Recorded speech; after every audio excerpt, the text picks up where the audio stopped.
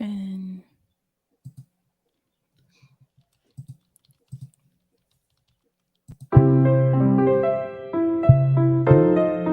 Doobie-doobie-doo. Doobie-doobie-doo. Doobie-doobie-doo. I'm your host, sabrinasalvati. Doobie-doobie-doo.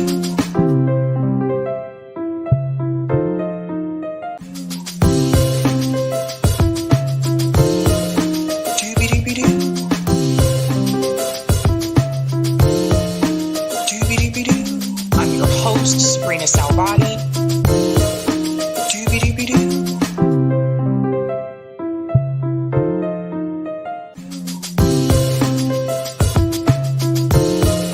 Doobie-doobie-doo. Doobie-doobie-doo. I'm your host, sabrinasalvati. All right. Welcome to Sabby Sabs podcast. I'm your host, Sabrina Salvati. I have a great panel lined up for you today. I'm going to let everyone introduce themselves. Let's go ahead and get started with Colin. Hi, I'm Colin. I am teacher based in DC, advocate, activist, and also co-host of INN News with my co-host Reef Greenland on the Indie News Network. Awesome. Imani. Hey everybody, my name is Imani Oakley. I am an organizer in New Jersey and also a former congressional candidate right here in New Jersey. Case. Hi, my name is Case, otherwise known as Case Study QB on Twitter. I clip news that progressives can use to try to curate and to try to get clips that we can all use and benefit from. I'm the unofficial producer for all the online independent left. Awesome. Okay, so welcome to the student debt panel. Now, all of us have something in common. All of us have had to deal with student loans in some way, shape, or form. And I think a lot of us were somewhat excited when we found out that there was going to be some form of student debt cancellation. But at the same time, I think we wanted all of it to be canceled. But that being said, some of us did have concerns and we did wonder if there was going to be any type of issues with the way that Biden went about trying to cancel student loan debt. So before we get into our own personal experiences with student debt and student loans in general, I actually want to share this video here from Imani. Eric Chronicles. From Imani, because Imani posted this video and I think everybody needs to see this because the student debt cancellation may not really be exactly what you think. So let's go ahead and take a listen here. According to establishment debt math, Biden's student loan forgiveness is the greatest thing on the planet. And I have my doubts. So to fix this problem, I gave a nice call to the people that service our student loans. Mohila. Let's see how that went. Thank you for calling Mohila. My name's Yeah, so I had a question. Apparently I was one of the people who was approved for the $20K loan forgiveness from Biden, but I know that that's, still being litigated in court. But I had a question about, if the court approves it and I do get that $20K forgiven, I would still have loans left over. So my question would be, what would be the percentage of interest on those loans that are left over? Well, I will tell you that the discharge would go directly to interest. So if you get the full $20,000, it would only reduce your interest by $20,000, which means that your principal balance is the same. Aha! As I suspected, this policy is nothing to write home about. Let me break down why. First, let's start with defining what interest is for those who are watching this video and don't know. Interest is the price you pay for borrowing money from a lender. That means when you pay back your loan, you're paying back the money borrowed plus an extra lump sum, which is known as the interest. So Biden's one-time forgiveness plan is not going towards that original sum that you borrowed. It's going towards that extra payment used to pay a corporation. To put it another way, let's say you got $10,000 forgiven under Biden's plan. Then you have a $10,000 loan plus $10,000 of interest on that loan. Under Biden's plan, only that $10,000 worth of interest is going to be gone. You still owe $10,000, buddy. And guess what? Interest will just continue to accrue on that amount that you still owe. And I know what you're thinking. Oh, Imani, why are you being so negative? This helps some people. Well, excuse the hell out of me, because I didn't know that we could go to work and half-ass our jobs. Because that's certainly what Biden is doing, given the fact that he has the power to forgive it all, and he's just using that power to pay corporations. And I get it, you just wanted some good news. Well, listen, you are welcome to lie to yourself all you want. It is your world, you feel me? But that doesn't mean I have to live in it with you. I'm always up to something, never sitting on. Okay. So Amani, I'm going to start with you because I think when you posted this video, I don't think a lot of people realized this, that the money was going to go to the interest first. Mm-hmm.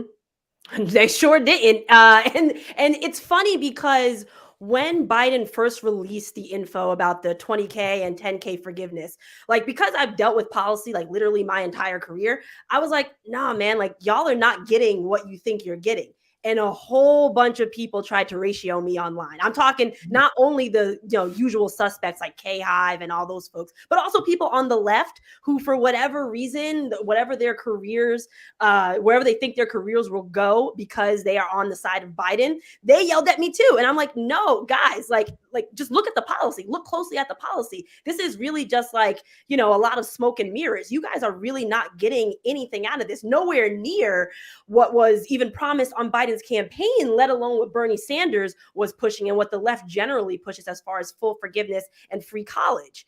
And so basically, I got a little bit tired of people trying to insult my intelligence, saying this is such the greatest thing in the world, that I went out and made that video so I could prove that it in fact was not. And I think I did a great job of proving that because it's been quiet ever since. So, that's what made me really get out there and do that video. I have a bunch of student loans, but I think the bigger point, like beyond what I have, is the fact that Biden promised something. He promised something on the campaign that he did not deliver. And to me, the most horrendous thing that he promised and didn't deliver was he promised to forgive HBCU loans for everybody making under 150K. And that was his way of bringing more Black voters onto his campaign. And what happened? Black voters delivered for him, and he did not deliver back on that promise. And I think it is just an incredible insult to my intelligence and to other Black voters' intelligence to try and tell us that we're getting what we expected from him, and we absolutely are not. Well said. How many of you on the panel have some type of grad school degree or post-undergrad? Okay. Yeah. So I'll start with myself. Like, most of my student loan debt comes from grad school, not from undergrad. But when I tell people that, they'll say, well, you shouldn't have gone to grad school. Not realizing that depending on your career path, in order for you to move up, you have to go to grad school. A lot of these positions, especially in higher education, they require you to have a master's degree. So at some point, you're going to have to do that. Even for some teachers, at least here in Boston, they want the teachers to have a master's degree. So I think that's important for people to understand. Case, I want to start with you. Tell us about your student debt journey. Yeah, so the very reason why my dad was trying to encourage me to go to grad school, and I was like, Dad, I got too much debt. I'm not even thinking about grad school. I got to get a job. So my student loan journey after I graduated from college, it took a little while for me to even find a good job in my field. And luckily they give you a deferment period or a period of time where you don't have to pay back just yet. But after about a year, you have to start paying back. But luckily I was able to find a decent job in my field, maybe 2 years after college. And one of the advice that my dad said was pay off your student loan debt as soon as possible. And I'll reveal I had about 20K. And I had the opportunity to listen to my dad. So anybody out there who might be just coming out, listen to my father and try to pay off as much debt as you can. Because I probably within a year, and it was right before, it was around 2007, 2008, because my particular job was tied straight directly to the stock market. And when I literally saw a company that was vibrant, very, a lot of people was coming through there and slowly, gradually it wasn't as vibrant. It wasn't as many people. It was a desert by the end, and we did get laid off. So I had a great chance to within that first year to really do some damage. I threw like 1G on there, and I was like, okay, I'm good, and I'll just pay the minimum, not really thinking ahead to the point where I got laid off, and then I got another job, but I quickly got married, and that was a lot. Paying for the wedding was a big expense. And then once you get married, you're looking to rent. Before, when I was in that original job, I was at home with my parents, so I didn't have to pay rent. But as soon as I got married, I'm in New Jersey. We're paying rent. Then the kids come, so it very quickly the piles start piling up, and I got away from having that expendable income to really pay off my debt to the point where I am today, where I still have a lot of student loan debt. So that's where I'm at. Yeah, there's a lot of people that run into that situation. That's actually why at least some of the Gen Z students are choosing not to even get married, like not have families, because they have so much student loan debt. Colin, what about your student debt journey? Kind of similar to Case. I had the opportunity to go, because I grew up in Jersey, had the opportunity to go to Rutgers. I would have been able to probably go for very little, if not full ride. And just due to home situations, it really wasn't a safe environment for me. So I elected to go to college out of state and pay. And obviously doing that, I had student loan debt out of college. Fortunately, at the time, I didn't have much relatively. I had owed about $20K, but as a teacher, as you said, Sabby, in order for you to get a teaching job, you need a master's degree. Now, at the time when I graduated college, which was in the early 2000s, it wasn't necessarily the case, but a lot of the well-paying districts at that point were just beginning to say you need to have a master's in order to teach in our district. At the time, I didn't know if I wanted to stay in teaching, so I ended up taking jobs in daycares, which typically make way less money. And so basically for a decade, I was kind of doing whatever I could to get a job. And in the middle of that, I went back to grad school, but I didn't finish that degree. So that was another $20K that I had to pay off. Keep in mind, didn't finish that degree. And then eventually I went and got my master's again. That time I finished. Fortunately, I didn't have to pay as much because I was doing a teacher residency. And then by that point, I was making the salary that kind of justified, being able to pay it off in a way somewhat aggressively. But it took me over a decade to get to that point. So after all said and done, I had at the maximum $75,000 that I had to pay off. So, which includes the grad school program that I didn't finish, mind you.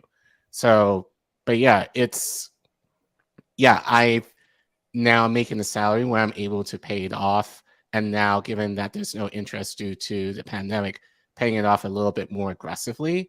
But it took me over a decade to even get to the point where I was able to get paid a decent salary in teaching that I'll be able to pay more than the minimum payment. And as of now, I have to pay like about, I think at minimum $500 a month now.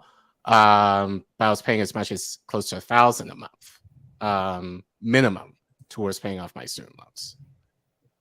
Amani, what about your student debt journey? Yeah, so I have 3 degrees. I have an undergraduate degree, I have a master's degree, and I have a JD. I'm an attorney by trade. So I got a lot of student debt. And it's interesting because, becoming a lawyer, I have to get all those degrees. Like I have to go to school. It's not like I can, go to undergrad and then like do an apprenticeship and then like become a lawyer and not have debt. Like I have to go through that much school. And otherwise, if I didn't take on that debt, there would be no way that I could go to college at all. Like my family just couldn't afford it. My mom took on loans, whatever the parent loan is, for 1 year of my college, and the rest I had to do. And otherwise, I would not have been able to go to college. And it's interesting because often, again, this is what makes me so angry about the insidiousness of Biden using Black people for votes, but then not delivering on this issue, is that so many people that look like me, and frankly, everybody on this panel, are in a similar position where they could not afford college at all if it was not for the fact that they could take out loans. But then once they take out those loans, they try to better their lives and do all the respectability things that people tell us all the time growing up. You can't, inhale and exhale and turn left or right without somebody telling you, get an education, get a good job, take care of your family, all of that. We go and do that, we are essentially punished for it. And so, I have $500K actually in student loans because of undergrad. I went to Howard undergrad, then I went to NYU, which NYU was really that's the one that really kicked me for real, for my master's degree, and then my JD back at Howard. And throughout that time, I deferred my loans and then only started paying once I got out and got a job. And I was on the student loan, the public service loan repayment plan, because I was working for the U.S. Senate when I first got out. And then I worked for the New Jersey legislature. So both public jobs. But then, once I decided to switch that up, I had to then pay, I couldn't be on that plan anymore. So I still had wage adjusted as well throughout that time and now. But even with wage adjusted now, I still have to pay around $550K a month. And I didn't show that entire Mohila convo because I had to cut it for social media. Like I had 2 minutes and 20 seconds. But that conversation was about 15 minutes long. And during that conversation, poor Mohila guy, he was actually a super nice guy. I know he just has a job. But he was like, yeah, if I do this, this, and this for you, you can pay off your loans in 14 years. And I laughed when I was on the phone with him. And I was like, wow, that's swell, isn't it? And like, he even had to laugh on the other side because it's like, that's just so ridiculous for somebody trying to get an education so they can actually be productive in society. It makes no sense whatsoever. So, I was on that, the wage adjusted as well as the public service. Now I'm just on wage adjusted. And even with that, once these loans come back, I'll have to pay $550 a month for getting an education because there was no way that I would have been able to go to college at all if it was not for these loans. Yeah, I think that's what people need to understand. Not everyone comes from a family that can pay for, even undergrad or even community college. Like for some people, like that is your only way to attend college. One of the things that was interesting to me. So for me, I graduated during that time. It was right into the 2008 housing crisis. Horrible time to start a career. I actually couldn't find a job within my field for at least like the first 3 years because of everything that was happening with the housing crisis. There were less companies that were hiring people. So I actually ended up working retail and waitressing at the same time. So I had 2 jobs. My loans were deferred because of that, because I didn't make enough to pay those loans at that point in time. But when I finally did get into my field, then I realized I was underpaid for what I should have been paid, like for higher education. And then from there, it was like, if you wanted to move up, you have to go back to school. You have to go to grad school to get a master's degree in order to become like even academic advisor, you guys. Like they require you to have a master's degree. So then I had to go back to school. And that's how I ended up with more student loan debt. And that's actually where the bulk of my student loan debt actually comes from. But I never really got to the point, at least in my career, where I was able to just knock those student loans out. And then, of course, the interest continued to pile up. So I still owe approximately like $70,000 in student loan debt. And most of that does come from grad school. I mean, it's crazy. Like, I don't know what to tell people except for the fact that I was advising students just over a year ago at BU, and some of those students were graduating with hundreds of thousands of dollars of student loan debt just for undergrad. And when they would come to me and ask me like if they should go to grad school, I just tell them don't. I said, if you can avoid it, just go into industry and avoid going to grad school if you can avoid it. But not everyone can, depending on your career path. But I can tell you guys, even right now, those students are graduating with mounds and mounds of student loan debt. they're getting the jobs, like they're getting jobs like right here in Boston, but some of these employers are paying these kids like $50,000 a year. And they're graduating with like $80,000, $90,000 of student loan debt. So I'm like, these kids are going to be working forever to pay off the student loans. And then you have to worry about the high cost of rent as well. Where Pilgrim has a question here, I think this is for you, Colin. How long has the need for a master's degree as a teacher been the policy? Has it been in the past decade or so or longer? Good question. I answered him in the chat, but I graduated college in 2003. Now, when I was in college, I was told by my mentors,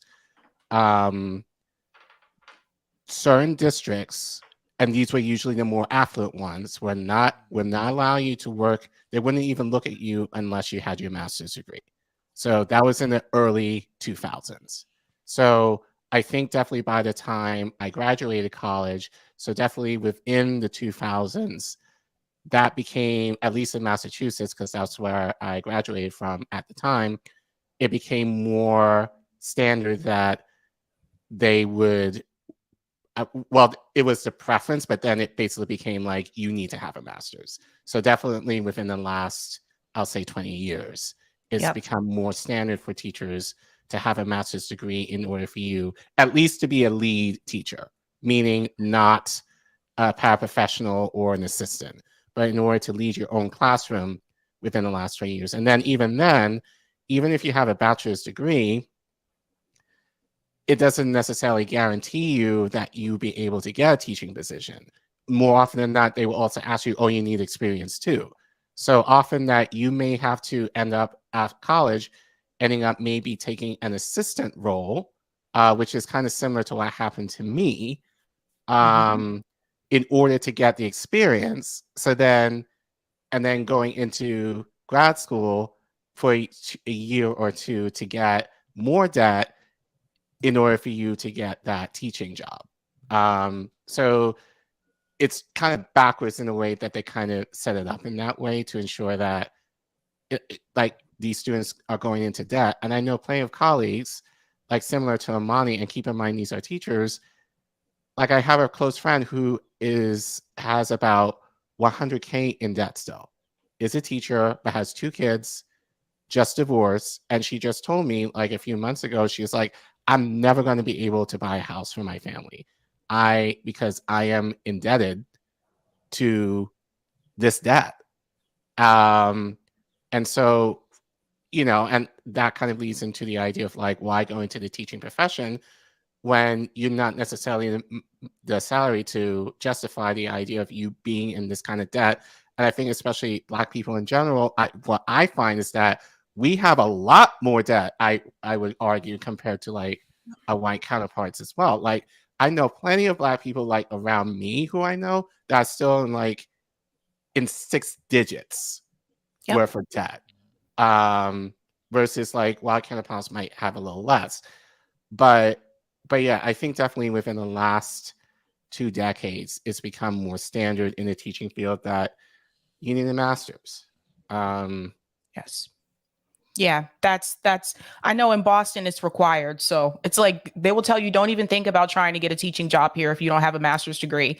And then after that, they want you to have other certifications as well, such as like special education, English language learner, which you have to pay for out of pocket. That's right. You have to pay for those. You have to pay for all those by yourself, and those are not cheap certifications. Amani, I want to go to you. What was it like for you when you were finished law school and you were starting to enter the workforce?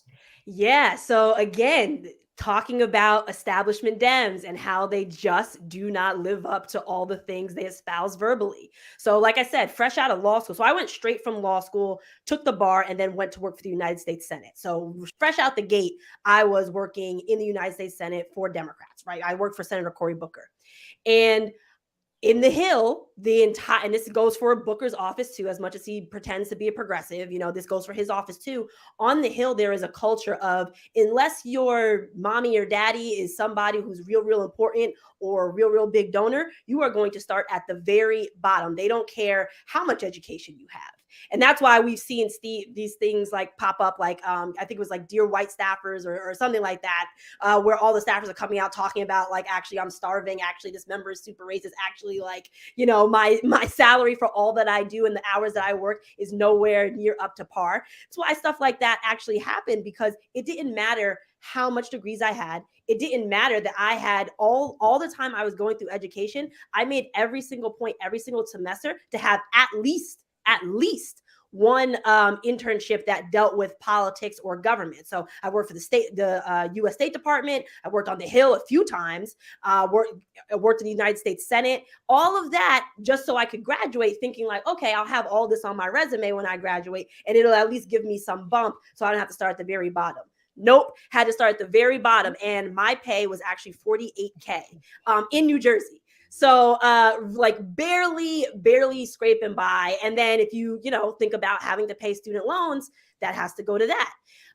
So it's in thinking in looking at all the ways that it pisses me off that Biden is not delivering on this. It's a bigger picture. Like, I think people are just like, because they're so focused on themselves, they project that onto me, and it's like, oh, you've got so much student loans, that's why you're mad. No, I'm mad because it's a bigger issue with establishment Dems not walking the walk. They talk the talk, but they don't walk the walk. From every single aspect of this, I've seen it, from coming out of school and being just as qualified, if not more qualified, than some of the senior people in Booker's office, but still having to be paid at the bottom of folks in that office. And then having to, all my life being told, go to school, just to do that and do very well at going to school. I always had good grades, always graduated honors. I became an attorney.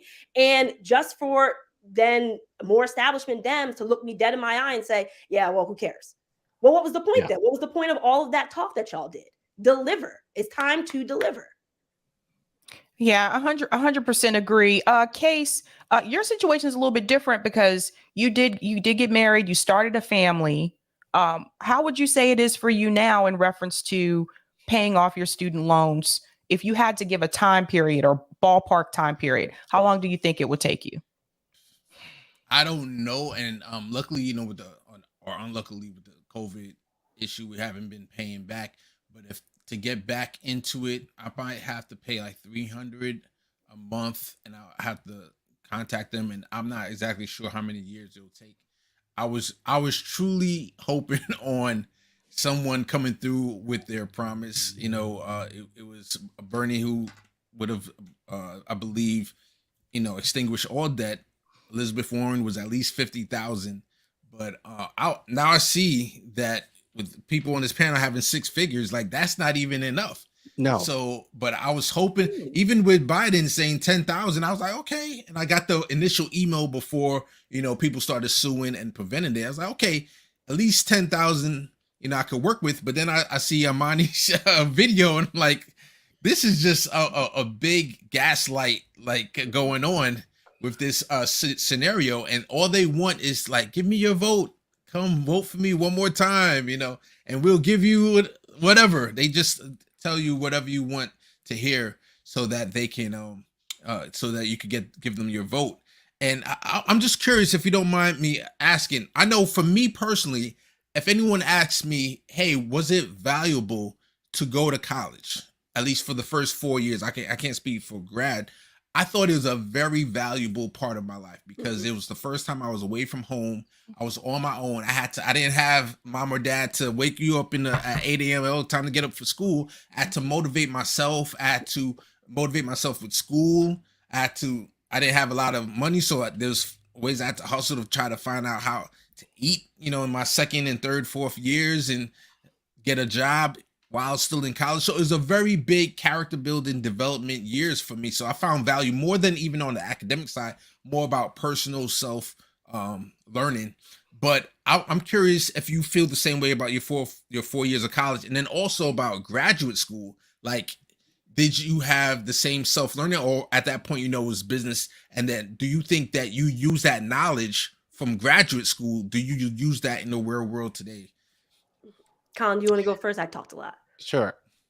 As far as me for undergrad, I agree with you. It was definitely like I was looking to grow in my independence and, you know, be away from home and kind of learn how to do things for myself. So I definitely found value in that, but I struggled in terms of, you know, because I didn't have the support of my family to really help me or support me through that. So having to kind of go through it on your own, it was a lot for me to deal with. Fortunately, I was able to graduate on time, but I felt like if I had better support systems, I think I would have appreciated my experiences when I was in college a little bit more.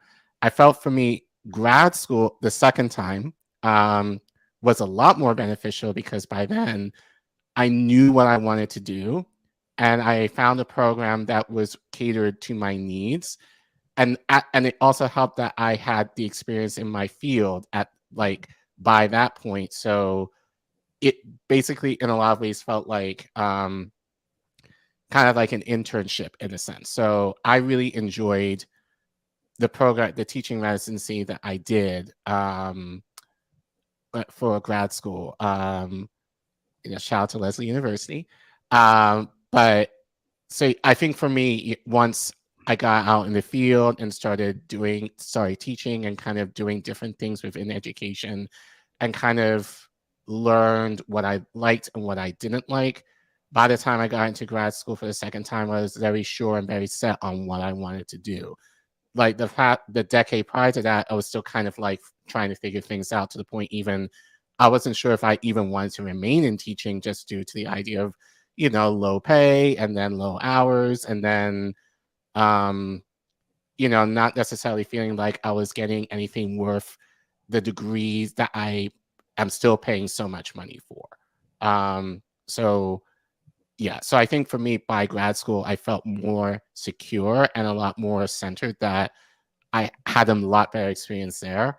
But to get to that point was rough. Yeah, I would actually agree with Colin on this as well, because I was the first person in my family to go to a 4-year university. So my parents, there was just some things they didn't understand. So like, for example, they knew that I had financial aid and they helped as much as they could. But at the same time, like there were times I did have to call home and I did have to ask for money for other expenses to go along with my classes, like not just my books. I paid for my books because I had a part-time job when I was in college, but there were other things like it was required that we took a speech class. Like everybody, this was something that one of those core requirements everyone had to take. Well, what you didn't find out until you got into the class is that you actually had to wear a suit.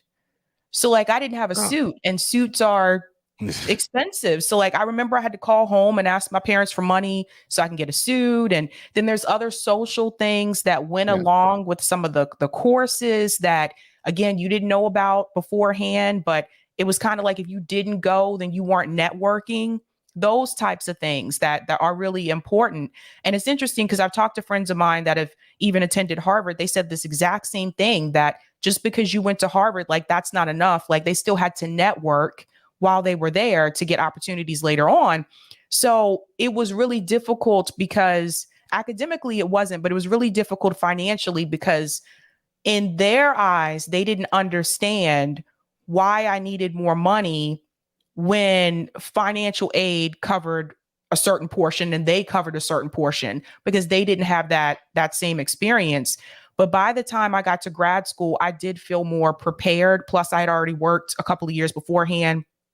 And I went to grad school part-time and I was working part-time. So I did feel more prepared by that point.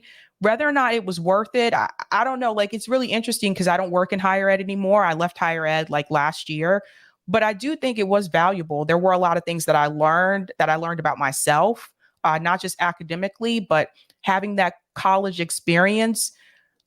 Where would I do things differently? You know, if I could do it all over again, I would have actually gone to school abroad in a country where I could go to school for free. Like, that's what I would have done. Like, I would have gone to Germany or any other country where I didn't have to pay like full tuition, or I would have gone to community college for the first 2 years and then transferred to a 4-year institution. So if I could do things differently, I would have done them differently looking back on it. Yeah. What Can I about you, just Bonnie? Oh, go ahead. Yeah, just a couple of things in addition to that, because I have UK citizenship, and that was something briefly I considered in high school to go back to London, and I probably should have in retrospect instead of studying here. But I know a couple of people are asking, well, why, as a teacher, can you have just gone to community college? I would argue no, in a sense, only because, and I've been on the administrative end, and Sabby, I know you're probably aware of this too. I've known administrators in education, like in schools, who will look and see at your resume where you went to school. And if you do not have the desired top schools, like, they will throw your resume in the trash, or they will not even call you. So, so it also matters in the type of school that you go to as well, depending on the field. That is also significant that no one really talks about. And I've seen that happen behind the scenes where I've known principals who, they may have great applicants, but they may have gone to a community college and they're like, nah, not even going to look at this person. So there is that bias there in terms of which school you go to also matters. So I think there's also kind of innate pressure in, it's not going to college, it's the right college. And especially if it's a name brand college, that also makes a difference, especially if you are a student of color. So that's why I think for many of us, it's the idea of like, we should go to Harvard, we should go to these Ivy Leagues, or like these top programs, to these top colleges, because those also help in terms of you getting a job in those fields, in especially more competitive fields, if you've gone to the schools that they're looking at. So I just wanted to say that because I feel that not many people necessarily talk about that, but having seen that, I think that's also kind of something that should be highlighted. Is there is a bias for certain employers that they're looking for people to come from certain colleges in order for them to even hire you. Yeah, and that's unfortunate because, like, I do know people that went to Harvard and they're struggling financially because they had to take out so many, like, student loans. Like, they have good jobs, but they're still, like, I don't know if they'll ever, like, they've said this before, they don't know if they'll ever be able to pay off their student loans. So it's kind of like, it's a trade-off, right? It's like you get that degree from a name brand school, but now you have like mounds of debt. So it's like, do you trade off the debt and go to a school that may not be as reputable, or do you continue to go to the name brand school and just deal with the debt like afterwards? Of course, this isn't an issue for legacy kids, and this isn't an issue for those who have parents that have a lot of money. Mm-hmm. Amani, what about you? Do you think it was worth it in the end? Yeah. So 2 things. I just want to touch on what Colin just said. 100%, Colin, I feel you. That was actually, so my entire strategy of going to NYU after going to Howard was so that I could have what's considered like one of the top HBCUs on my resume, right, as well as one of the top PWIs/universities in the country. Just so when people looked at my resume, they would see those and bump me to the top. Like that was actually my very explicit strategy in doing that. I was even like trying to be like fake about it. Like that was my explicit strategy. And so that's 100% right. But I do want, whoever asked that question and other folks just to like take a step back sometimes. And because the thing is, it's easy for us to get gaslit into thinking that, well, if you're in this circumstance, like you can only have these options. But that's not what's promised to us. What is told to us is that there's an American dream and that anybody can achieve it. So why should I have to go to a college that I don't want to go to simply because it's more affordable? I've been told my entire life this thing called the American dream exists, that all people can achieve. So what does it matter what circumstances I'm born into? I should be able to choose whatever college I want. Freedom of choice. We love choice here in America, right? That's why we don't like communism, because we like to have choice. So why should I have to choose a place I don't want to go, or that won't be beneficial to me simply because I'm born into certain circumstances. And I think we have to I would challenge folks or encourage folks to think about this from a bigger picture standpoint. So there's my rant there. But I would actually say that I think my education was incredibly valuable. From I think all of the places that I went, I really, really feel good about the education and the experiences I got. Whether that was, the social experiences. If anybody has ever interacted with Howard University from a social standpoint on the college level, you already know what I'm talking about. That was a great experience. So socially, it was great. I also think the academics are great because one of the things that folks tend to say is, oh, well, why go to college where I could just go to the library, go to the bookstore and learn that same stuff? Sure, but the learning curve is a lot more steep because in college, you have access to some of the top minds in the world on certain subjects. And you can just go and have a conversation with them. And they'll critique your work. They'll help you read other books and find other sources, right? It's just a faster way to kind of get that information. So I think the education was great. And I also think the way in which I've been trained, or rather I have a friend that says good education isn't about training people to think, it's about allowing them to think. And I think that, my education did allow me to think in a certain way that allows me to now do things like that video or recognize BS when it's right in front of my face by establishment Dems. So I think it was incredibly valuable. I think the only downside is that we live in a country that decided to up in one day not value education because Ronald Reagan essentially wanted to hurt the left and people of color. So he made this up because prior to Ronald Reagan, college was very, very cheap in the US. Yeah. I have a mentor actually who went to college early 80s, late 70s. He went to Howard undergrad and it cost him $1,000 per semester. Super cheap. Super cheap. And then he became an orthodontist. So of course he was able to pay that off like that. So, it's not even something that's been around since time immemorial. It just came around because Ronald Reagan up and decided it one day, which means we can just up and decide to get rid of it. So yeah, I think my education was extremely valuable. The only, unfortunate part is the cost. Yeah. These are all good points. I often wonder too, if you are able to get into those schools like Harvard, Yale, Princeton, Stanford, if you got in, and especially if you do need some form of financial aid, the way I kind of saw it is well, look, if they were smart enough to get into those schools, then I think those schools should give them a full academic scholarship. That's how I've always felt. If we look at Massachusetts, like MIT and Harvard, they have the largest endowments of all the colleges in Massachusetts, right? So MIT is really good about giving out some type of fellowship, assistantships. They give as much as they can, sometimes more than Harvard, depending on the area that you go into. But when I look at schools like Princeton and Yale and Stanford, why aren't they giving those kids a full academic ride? Because I feel again, same thing with NYU. If you can get into those schools, shouldn't they pay for your academic experience there? And at least the tuition in some way, shape, or form?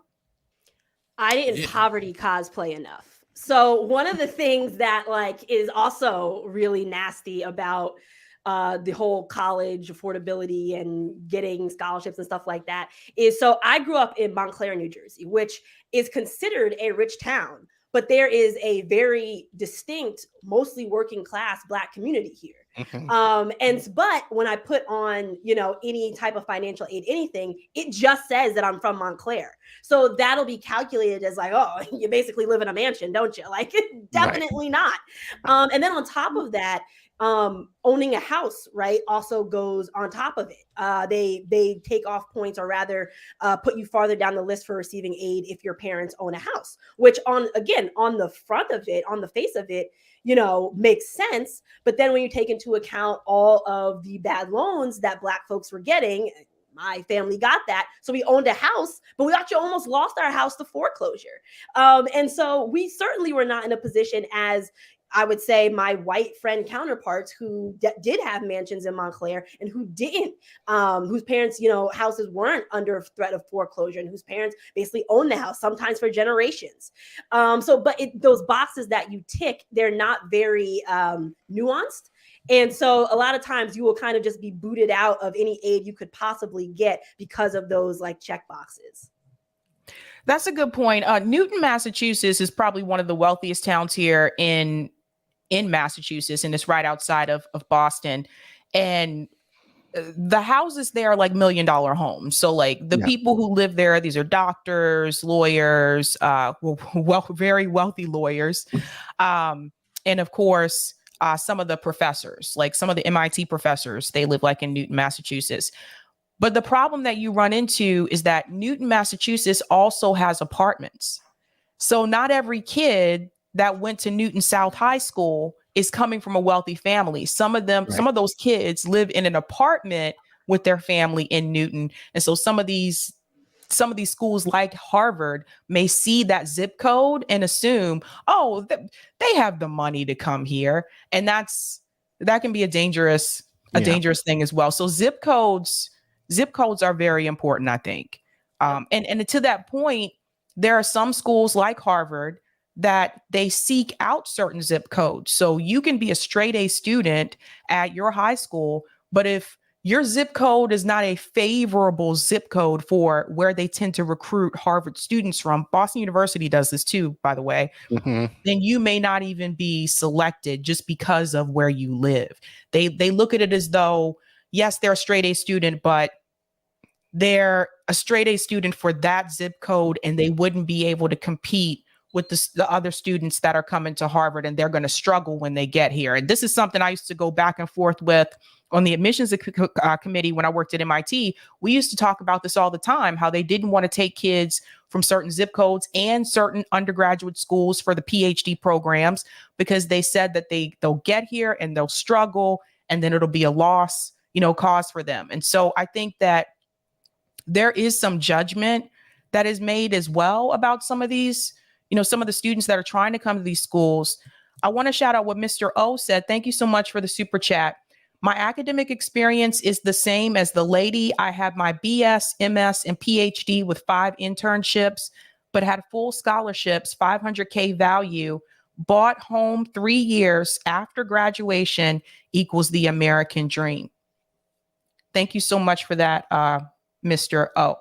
So, Case, when you're thinking about your kids, now I know they're young now, but eventually, they're going to be at that age where they're going to be looking at colleges. What advice would you give to your kids in reference to higher education? Yeah, I think that I would definitely encourage them to go to Rutgers. And I think that there's some states, like I know New York has the Excelsior scholarship. And I think, and correct me if I'm wrong, Amani, the governor is trying to make it free here, college here, or at least at Rutgers, but it'll be a lower price. Like I would definitely encourage them to try to go to Rutgers and be closer to home. Maybe they can still live at home, but to definitely pay off the debt. I'm gonna say, hey, look, see, your dad still got the 20K right here. So try to get rid of it as soon as possible. I would definitely try to put them in that direction. We'll see what they say, but yeah, we'll see. Yes, interesting. Go ahead, Amani. Yeah, I was gonna say I was actually just at my friend's baby shower. Yes, not baby shower, the 1-year-old birthday.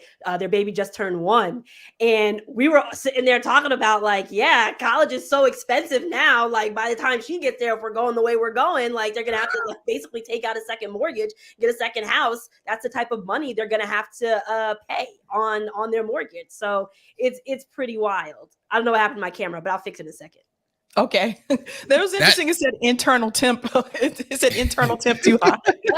I was going too hard. Sorry. That 1-year-old is going to have to get a job right now to pay for their college tuition. Right.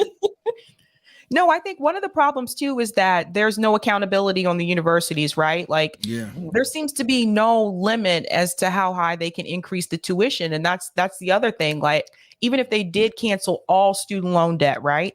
You still have the problem that the colleges continue to increase the tuition. Like even some of the state universities are expensive to attend now. Like look at UMass, University of Massachusetts. It's ridiculous how much it costs to go to a state school, even at the in-state tuition price. So I think that's another thing. The US government has not made any type of statement or rule for these universities to stop them from increasing the tuition to such astronomical rates. Like, this is ridiculous if it continues to go on. Like, when I left BU, they were charging kids over $70,000 a year to go to Boston University. That's not even Ivy League. Yeah. So at that crazy. point, at that point, BU is more expensive than Harvard. But again, there seems to be no law or rule in place to hold these colleges accountable. I think that's a big part of the problem. Not only price controls would make sense in this predicament, but also I'm looking here, Howard, Yale, Stanford, and Princeton increased in value from 127.24 billion to 171 billion endowments. They have huge amounts of cash that they're sitting on.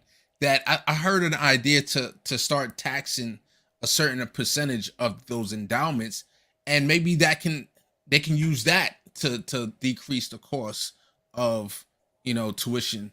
But they have so much money that they're just storing up for what? They're hoarding wealth, they're hoarding economic power, and they're hoarding it from the rest of us, the 99%.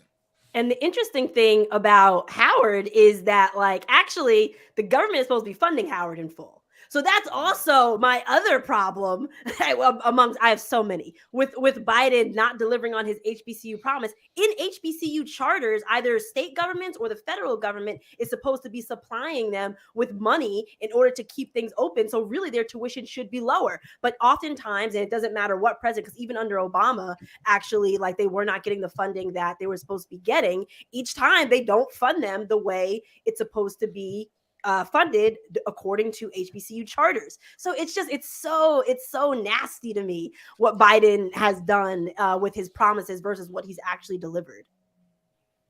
And I think people need to understand the effect on the economy, like not canceling student loan debt. Like right now, like, I don't know if people realize this, but it is very difficult for people to buy a single family home, at least in my state, in Massachusetts. It is very difficult right now. Some of the homes that were available, they've been bought up by corporations. They've been bought up by companies like BlackRock. And then they flip the houses and then they increase the price even more. So a lot of these kids that are graduating from college, whether they have a master's or PhD, like, they're living in cramped apartments and they have roommates because they can't come up with the down payment to buy a house. And part of that is because they do have to pay so much in student loan debt. Plus, to go along with that, we have inflation as well. But the thing is, if they were to cancel all of student loan debt, then more people would come up with that down payment and be able to buy a home. But the housing market right now is terrible. And part of that is because of student loan debt, I think. Yeah. I'll go to you, Colin. Yeah. Like, I was visiting my dad last summer and he was like, "You're in your 40s. Why don't you have a house yet?" and it's the idea of like, I'm in debt, Dad. I'm still in debt. And, I thought about once upon a time, to go for a PhD. And I'm like, no, I don't want to accrue any more debt if necessary. And plus, in a way, it doesn't make sense for me to go into that much debt now at my age with a PhD program. I just don't see the worth in it. But yeah, it's the idea of like, I would love to be able to buy a house, but I can't right now because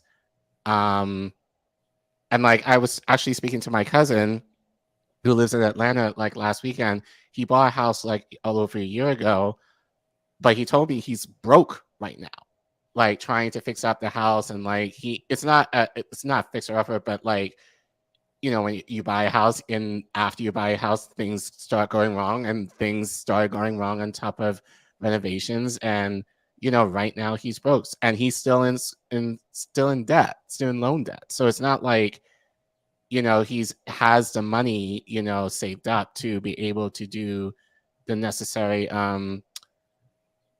to arrange the house in a way that he wants to. He is kind of squashed right now between the student debt that he has and then any extra debt he has on top of now paying his mortgage. So so it's, even for people who are kind of making or seemingly making it or having the American dream, quote unquote, it's still difficult. Because in like, of student debt still kind of being a chain around their neck. And my cousin's, again, another one of those who's like in 6 figures in debt. So you have to imagine if he didn't have that, how much more he would be able to do the investments that he wants to, do the renovations in his home that he wants to, being able to start a family sooner if he wanted to. And he can't do that right now. So I was just thinking about that too. Imagine if, Amani, you had that $550K to start your own firm, or to start a business. Same for you, Sabby, to invest into your independent media. If you had all that money that you owed right now, for me, the 20K, I have ideas, entrepreneur ideas that I wanted to invest in. And that's economic power that they're taking away from us, the 99%. And they're just sucking it up. The 1% is just sucking it up through BlackRock and other big firms and other ways. It's crazy. That'd be a cute amount of money to put in a nice political PAC. I'll tell you that right now. That'd have been cute, actually. Yep. This is a good point here from Janice. Thank you so much, Janice. Most corporations demanding bachelor's or above for entry level are just placing the cost of training onto the applicants. And this is another good point, because I remember like my parents talking about like their first like entry level job. They were trained. They were trained how to do the job. My parents did not have a bachelor's degree, but they were trained how to do what they needed to do. What I have noticed, especially from some of my former students, they'll come back after they start their first job and they're like, man, Sabrina, it's rough. Nobody's teaching me how to do anything. They just brought me in and told me, figure it out. He's like, what was it all for? He said, I spent all this time in school. And he's like, I get there and like, I don't know where to start. And I said, welcome to the new job market where they kind of want you to train yourself. Yeah. And that's becoming more common. Thanks for pointing that out, Janice. That's an interesting point. I wonder, as progressives, I think about how we try to present progressive policy. Like even Andrew Yang with his UBI, introducing that to the ether. Shama Sawant with the fight for 15, and now turning into the fight for 25 with Workers Strike Back. I look at Denmark, who they pay their students to go to college. Yep. So right now, the most extreme left is Bernie Sanders saying, oh, we need to forgive all student loan debt. And I'm thinking like, let's go one step further. Let's not only make college tuition free, but pay a stipend to students. And this would encourage students even more. I saw at least 2 people in the chat who said they had to drop out of college because they couldn't pay for college. Yeah. I saw, I saw somebody personally in my freshman year of college. People that I knew were there my freshman year were not there moving forward to second year because of the cost. How much more productive could they have been in society if they were able to complete their education? So I'm saying, I don't know what the catchy phrase is, but make college free and stipend. That's what I'm pushing for. And there are some schools in the US that do this, but there's strings attached. Like, for example, West Point does that, but you're also joining the military. Like, you're joining the Army, and you shouldn't have to like be a part of the military industrial complex just to get a stipend to go to school. Like, it's just, it's actually ridiculous when you think about it. My program at Lesley, it was a teacher residency program, which is rare to do. But essentially the program basically was I was teaching at the school that I was working at, Sabby. You would know the school if I told you, full time, while I was taking classes full time at the same time. So it was a year intensive program. But because I was a student of color, I got a scholarship to go. Plus, they were paying me as an intern, which they don't normally do. But they were like, we want you here, so we're willing to give you money in order for you to go to school. So I still had to take out loans, but I didn't have to take out as much compared to if I was doing a part-time 2-year program that many teachers would have to do if they're working full-time. So I ended up getting my master's degree quickly and having less to pay back in loans. Fortunate, I still had to take out loans, but not nearly as much as I would have had to. But but it makes me kind of wonder, why are there not any more programs in education like this, where, especially as you were saying, Case, yeah, I learned a lot, just as far as in the books or whatever, but especially with teaching, you learn, and I'm very much a doer anyway. You learn teaching on the ground, actually implementing some of the policies and the implementing some of the theory that you're learning. Like, you have to do them in the classroom. So it's giving you that experience in terms of you while you're learning in your classes at the same time. And it just makes, and it was less money. And so, like, it's kind of like, why are there not more programs like this for teachers, so that they're able to get the degree that they need in order to get these jobs, but they're not paying an arm and a leg or taking out as much loans in order for them to get the jobs or the well-paying jobs relatively in the field, just in the name of advancing themselves. All good points. All good points. So before we wrap up, I want to hear from each one of you. What advice would you give to a high school, let's say junior, because people usually start looking junior year. What advice would you give to a high school junior who's trying to decide whether or not they're going to attend college, and let's say they would have to rely on financial aid? Let's start with you, Amani. I would say that it depends on what your other options are. So, I mean, if you're a junior and let's say you want to go to school and you want to get, a business degree, you want to get your MBA, but your family already, there's my camera again, and your family owns a business, right? And you just want to go into the family business. I would say for you, it's not actually worth it because for you actually, like, you're going to take on all that debt, but there's something that's already set for you that you'll likely get training. You'll likely, you're going to move up. You're going to own it one day. Like, it's not worth it for you because all of that opportunity is there. But if you are not in that position and, you kind of, in order to really substantially change your earning potential or, just being able to survive, frankly, under capitalism and you kind of got to go to college, I would say definitely 100% do it. But I would say don't be safe about it. Like, if you're going to do it, go all out. Go to the school that's ranked the highest that you can, that has the biggest name that you can, that you think you will fit most in socially. And so you can make your connections, that you feel like the professors there are top notch, that you want to learn from. If you're going to do it, like, go all out and get as much as you possibly can.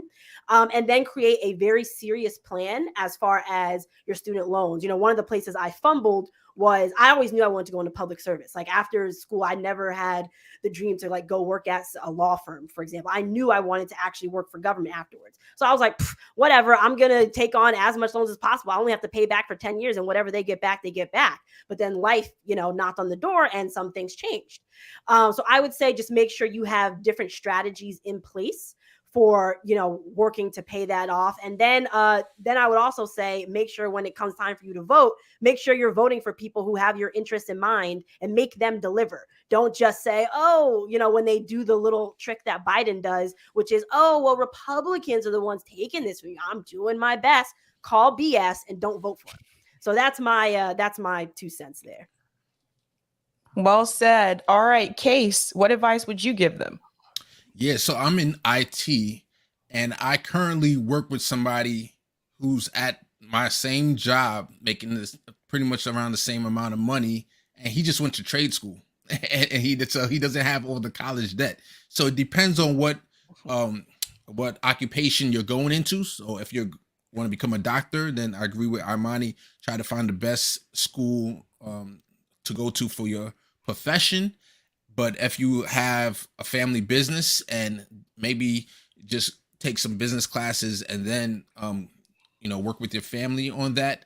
And then, I had one more point. Oh, my last point is there are a lot of community college and the bigger colleges that they have a synergistic program where you could go to a community college for 2 years, which is a lot less expensive. And then from there, you can go to one of the more affluent colleges or one of the bigger colleges. And so you don't have to pay as much or go into as much debt because you're going to a community college that might cost you $10,000 a year versus $60,000 a year. So that's my 2 cents there. Awesome. And Colin? This is hard for me because I think it depends on the field that you want to go into. But I think for me, I would say general rule of thumb, if your occupation requires you to have a license in order to do that job, so that would be like education, law, medicine, for example, really consider what options you have in order to ensure that if you're looking to go in those professions, then really do your research and ensure that you can get as much scholarship or grant money as possible if you are looking to go into those fields in particular. Because also keep in mind, as I said, for many of these majors, a lot of these licenses, like the bar, whatever, you have to pay for yourself. So you have to account for that as part of your cost in order to go to college. I will also say, just generally, you don't have to go out of college right out of high school. Take a gap year and work, and, like, I think for me, because I was older, like I was 19 by the time I graduated high school, I was like, I can't wait. I need to go to college right now. But like, and that to me was kind of stupid, but like, but take a gap year. There's nothing that says that you have to go to college right away. Take the time, work. You can probably maybe able to do some courses online or read up on, on the subject matter that you are thinking of. But you don't have to feel like immediately once you graduate high school that you have to go to college. You can stay home and work while you think for yourself, or at minimum to be able to save some money, and I know you've said this, Sabby, and I agree that if you have the money and the means to do so, go abroad.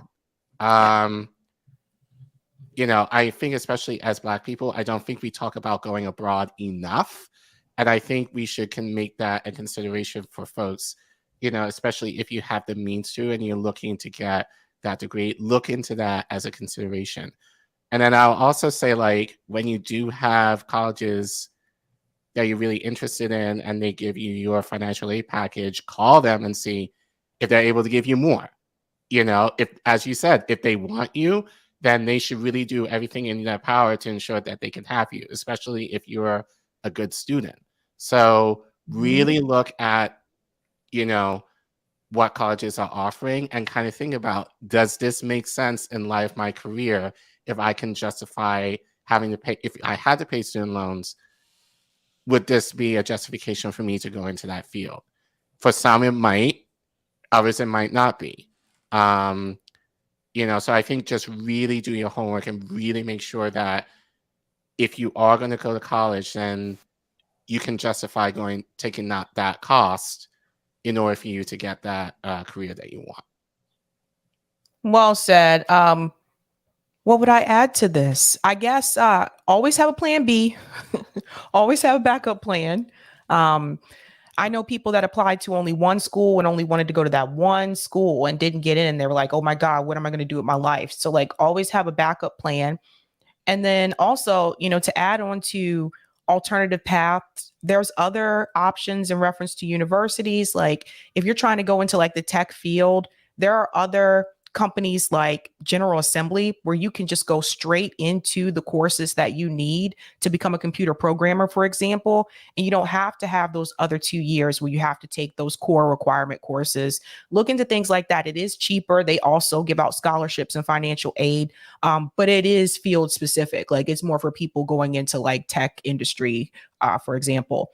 But then also, I think we need to, change the way that we think about going to a university that is a traditional 4-year university. I think that oftentimes we think that we're supposed to go there full time. Not necessarily. You can work full time and go to college part time. These are just other alternatives. Yes, it may not be your idea of the college experience, but that is just to put that out there so that you understand there are other options. There's other ways that you can do this. May not be as fun for you, especially socially, but there are other things that you can do. And in reference to room and board, if you can stay at home and go to school, try to stay at home and just commute. Or tell stay people in state. right, or Stay in stay state. stay in state. All right, guys, thank all of you so much for coming on. Before you go, really quick, where can everybody find you? We'll circle back to you, Amani. You can find me on all social media at Imani, my first name, Oakley, my last name, NJ, like New Jersey, 10. So at Imani Oakley, NJ10, all social media. Thank you so much for having me. This was a great conversation. Sorry about all the camera issues, but we still got the information we needed. So thank you. Thank you for the chat and everybody that showed up. Awesome. Case. Hey, much love to everybody. Thank you for having me, Sabby. Great panel hanging out with Colin and Imani. You can find me at Case Study QB on Twitter. I also have a YouTube channel. And I would just want to say free college tuition and a stipend. Colin. You can find me on Twitter at Omona, OGBONNA_Colin. You can also find me my LinkedIn at gettingthenews.network, and you can find me and all my other network colleagues for the INN network as well there. Awesome. Well, thank you guys so much for coming on. Those of you in the audience, hang around. We're going to do 2 news stories before I go. But thank you guys so much. Talk to you soon. Thanks. Thank you. Bye. Adios. All right, guys. What is up? Let me go to some of the comments and then we'll shout out patrons. And I have 2 what I think are important news stories for you. One is about government agencies. So that one's very interesting. And then the other story is an update on the Jeffrey Epstein situation that I think you'll be interested to hear. There may be some good news coming that way. So really quick, thank you so much for the super chat, Delthea. Debt is the purpose of the college education, not saying a college education is a bad thing, but the debt is the way the powers that be control, create, and co-opt the PMC. Interesting points. And thank you for the super chat as well. The question is simple. Why would the massa control the shackles, cancel the whip? Welcome to the plantation. You are going to be here a long time. That's interesting as well, Delthea. And JB says trade and vocational school. That's right. I'll take that comment on Rockfin, and then we will get into the other stories. Thank you for the tip on Rockfin, Roger. What up, peeps? Miss Oakley, maybe we should have went with the argument telling people he wrote the bill that Bush signed into law that would make it impossible for students to file for bankruptcy to be the only ones to have to pay their debt. So he singled students out. Why would anyone think he would be interested in helping them? That might have been more convincing. Also, Colin, they call you Care Bear. Yes, they do. And thank you for this tip as well. Government, either forgive the debt or pass a law that says minimum wage must always stay at 30% above cost of living. This way people can pay off whatever debt they have, one and done. Also, BND, the only loan service they offer is student loan service. I always say Gen Z, go abroad to study for free, but if you must stay here and have to take out student loans, go to a North Dakota college. Their Bank of North Dakota offers student loans at low interest. Might be time to return back to our blue collar roots in the trades we left behind. All of us had a male ancestor where they might have had a 3rd grade education, but they were good with the hands, and I don't mean boxing. A white collar job. We need someone to employ us with a blue collar skill. You'll never be without work. Oakley, a friend I know since 2nd grade in Long Island, moved to Maplewood. That's your district. Case, I wouldn't put too much stock in Cuomo's, what is that, Excelsior program. When dealing with Cuomo, there were always strings attached. I asked some college students about it. They didn't really have many good things to say about it. I suggest you ask some New York college students first before proceeding. Okay, I will pass that on to Case. Thank you so much. Thank you so much. Quick shout out here to everyone who is a Sabby patron.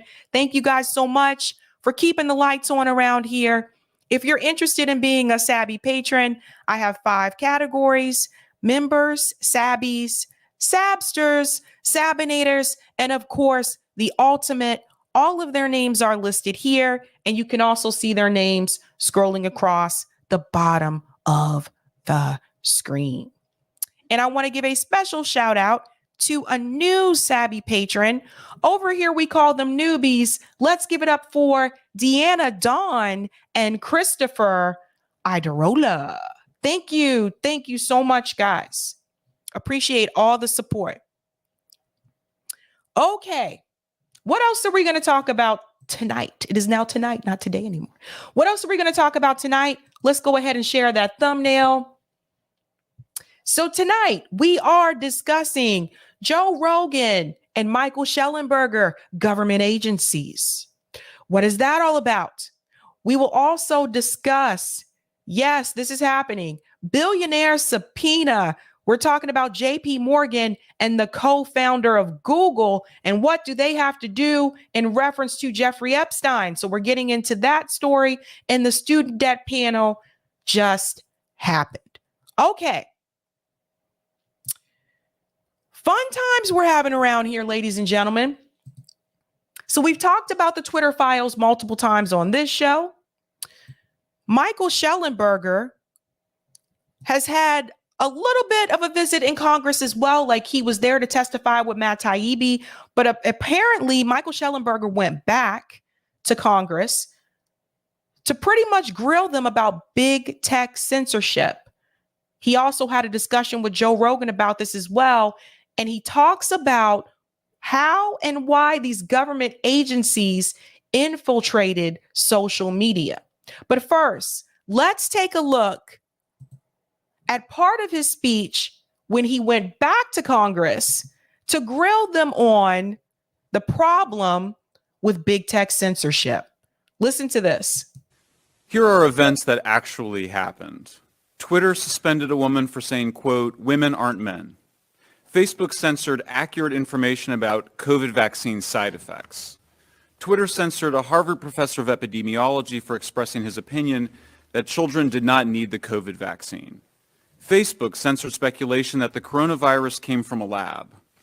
Facebook censored a journalist for saying accurately that natural disasters were getting better, not worse. Twitter permanently suspended a sitting president of the United States, even though Twitter censors themselves had decided he had not violated its terms of service. Now, maybe that kind of censorship doesn't bother you because people were doing their best to prevent real-world harm with the knowledge they had at the time. But what if the shoe were on the other foot? Consider how you would feel if the following occurred. Twitter suspended a woman for saying trans women are women. Facebook censored accurate information about COVID vaccine benefits. Twitter censored a Harvard professor for saying children needed to be COVID vaxxed annually. Facebook censored speculation that the coronavirus came from nature. Facebook censored a member of Congress for saying the world is going to end in 12 years because of climate change. Twitter permanently suspended President Biden, even though, according to Twitter's top censor, he had not violated its terms. Well said. Go ahead and smash that like button, guys, if you haven't had the opportunity to do so. So obviously he has a point here. How can we decide what we are going to agree on when it comes to censorship, and we can't even decide what we agree on when it comes to certain other important issues? Now, obviously, Michael Shellenberger was a big part of the Twitter files as well. I want you to take a look at this interview that he had with Joe Rogan, because he's going to break down how these government agencies were actually able to infiltrate social media in the first place. Let's go ahead and get into that. The Joe Rogan experience. First of all, what was it like to get a hold of the Twitter files? Like, what was that experience like? How did that go down? Exciting as hell, man. I mean, seriously, there's been a lot of misinformation about that itself, but Barry Weiss contacted me. She lives in LA, and she got in and she's like, "How soon can you get over here?" And I was like, "Let me finish this interview I'm on and I'm over." And yeah, it was incredible. I'd never met Elon before. I met him at the coffee station, just making himself a cup of coffee. He had no idea who I was. And yeah, we just got into it. It was I was sort of the least known of the big three journalists that were there. It was Barry Weiss and Matt Taibbi who was on. And they'd already started thinking about how to kind of what to go after. And Matt had done a story on the Hunter Biden laptop already. And then we were starting to look at January 6th because Trump gets deplatformed on January 8th. And so because I'm like the junior member of that threesome, so to speak, they gave me January 7th. So one of the first things we did was just to look at how they made a decision to pull Trump off the platform. And it turned out that the 7th was an important day because that was when they started to rationalize this decision to deplatform Trump, even though their own people inside had decided that he had not violated their terms of service. So they were sort of stuck making up a reason to deplatform him. And that was an important theme, was that they just kept changing the rules basically to do what they wanted to do. And that was the same thing on the Hunter Biden laptop. The New York Post story that they censored also had not violated their terms of service. So one of the things that I have noticed with these social media platforms, when he talks about them changing the rules to get it to do what they want it to do, this is a big part of the problem, is that they're not consistent, right? So at least on Twitter, there have been accounts that have used the same talking points in reference to the Russia-Ukraine war, that some leftist, anti-imperialist, anti-war voices have also said on Twitter, and those voices have been removed or suspended. Meanwhile, other ones, because of maybe who they are, have not been suspended or removed. And this is one of the big criticisms that I do have about censorship, other than the fact that whatever happened to free speech. But one of the big criticisms I have is the fact that there seems to be no consistency. It seems like they just go along with whatever fits their narrative at that point in time. And even then, it doesn't apply to every account. So that's a big part of the problem that he points out there, is the inconsistency. So, I mean, look, it was crazy. I mean, it was, people always ask questions about the files themselves, but the experience was we would ask for these searches and we just get back huge amounts of data. It was lots of thousands and thousands of emails, thousands of internal messages on their Slack messaging system. And so, yeah, I mean, a lot of it was, some of it was very boring because you have to just read tons and tons of stuff. But, I think the big theme was we start by seeing a real, it's super progressive. It's like 99% of campaign contributions from Twitter staff are going to Democrats. The head of safety at Twitter, this guy named Yoel Roth, who, said there's actual Nazis in the White House when Trump came in. He's very progressive.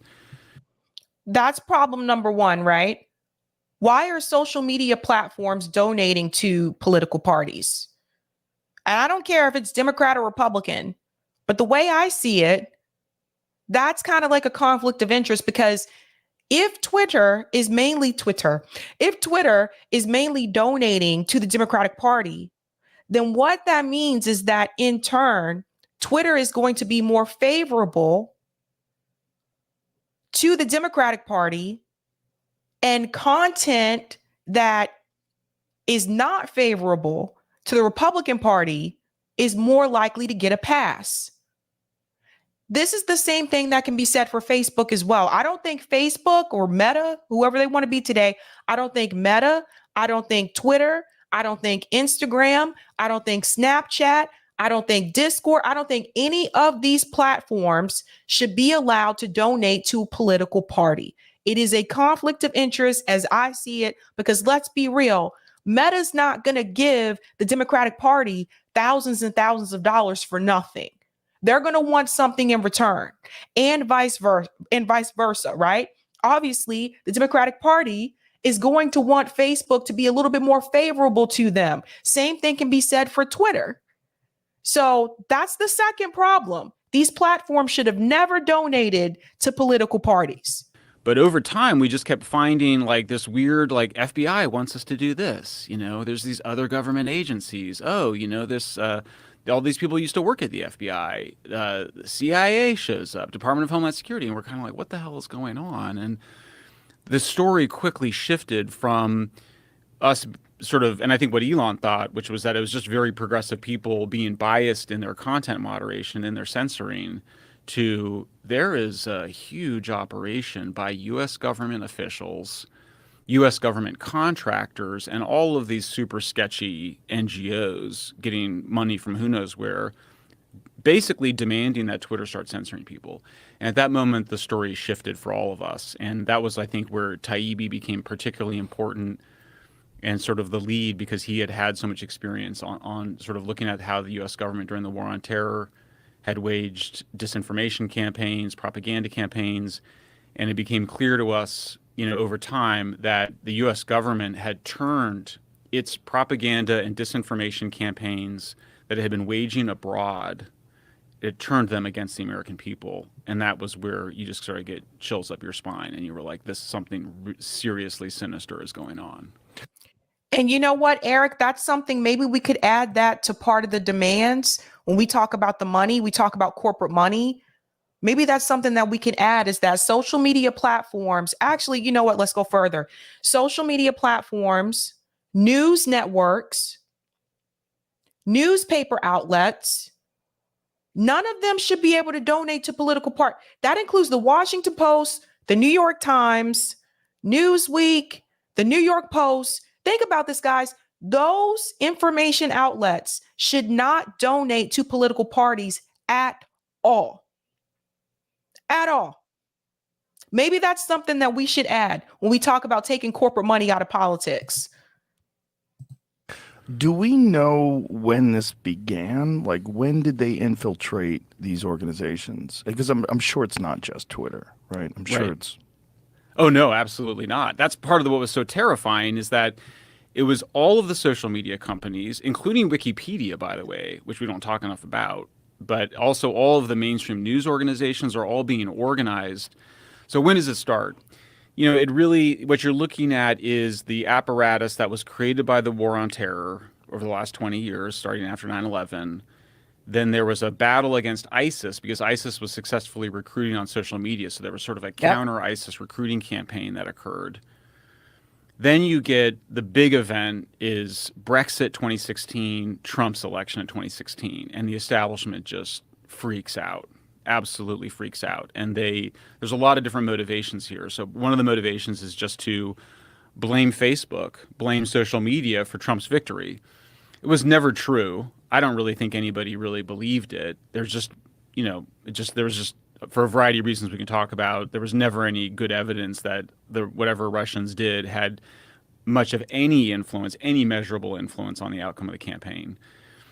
But they started to scapegoat the social media companies as a way to get control over them. And so then in 2017, they set up, well, two things happen, or many things happen. The Department of Homeland Security just declares election infrastructure to be part of their mission of protecting election infrastructure, and that meant protecting the media environment. Put that in quotes. It's creepy, it's patronizing, it's a power move.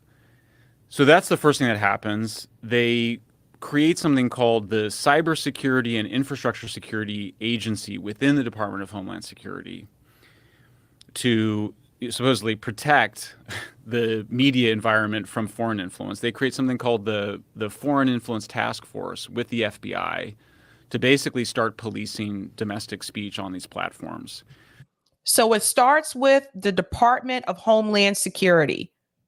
If you're taking notes, just letting you know, that's actually where it started. They start organizing all the social media companies to participate in these meetings. So you had Mark Zuckerberg, the CEO of Facebook, in here, and he says to you, there's this critical moment where you ask about the Hunter Biden laptop, and he goes, well, yeah, in the summer of 2020, all these FBI guys come to us saying there's going to be a hack and leak operation involving Hunter Biden, which is super suspicious because, as everybody now knows, the FBI had Hunter Biden's laptop in December 2019. what freaked me out, and so by the way, I was a victim of the Hunter Biden laptop disinformation. I thought that I voted for Biden. I thought that that laptop was Russian disinformation. I just bought the whole thing. And this is from somebody who, You're a journalist. I'm supposedly a journalist, right? I'm a so-called journalist.